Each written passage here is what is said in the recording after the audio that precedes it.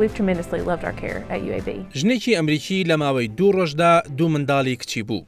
ئەوەش حاڵەتێکی تەندروستی دەگمەنە و ئەگەری ڕوودانی لە ملیۆنێکدا تەنها یەک جارە.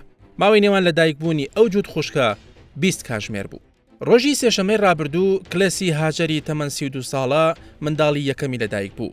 منداڵی دووەمیشی لە ڕۆژی چوارشەمەدا و لە نەخۆشخانەی زانکۆی ئەلەباما لە بێرمینگهامی ئەمریکی هاتە دنیاوە. دەکرێت ئەو دوو منداڵە بە دوانە هەژمار نەکرێن چونکە هەرێکیان خاوەنی ڕۆژی لەدایکبوونی جیاوازی خۆیانن. هاچەر لە تەمەنی 7 ساڵیدا بۆی دەردەکەوێت کە دوو منداڵدانی هەیە. نەخۆشخانەی زانکۆی ئەلەباما بە دیاردەیەکی شێوا و دەگمەنی لە قڵمدا کە تەنها لە سەدا 0.3 ئافرەتان ڕوودەدات. Kelsey has uterine diadelphys.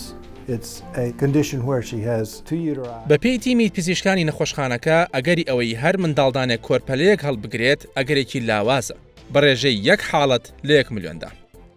حاڵەتێکی دیکەی هاوشێوەش هەیە. لە ساڵی 2019دا پزیشکێک لە بەنگلادش بە BBC ڕاگەیاند ئافرەتێک دوانەیەکی بووە نزیکەی مانگێک پێش وادەی سروشتی خۆی منداڵێکی بووە و دواتر منداڵەکەی دیکەشی.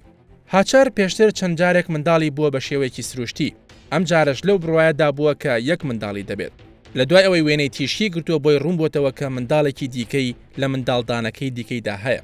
ریچارد دیڤز پرۆفیسۆری پزیشکی منداڵ بوون کە خۆی بەشداری نەشتەرگەرەکەی کردووە دەڵێت هەردوو منداڵەکە تەندروستیان باشە و گەشە دەکەن.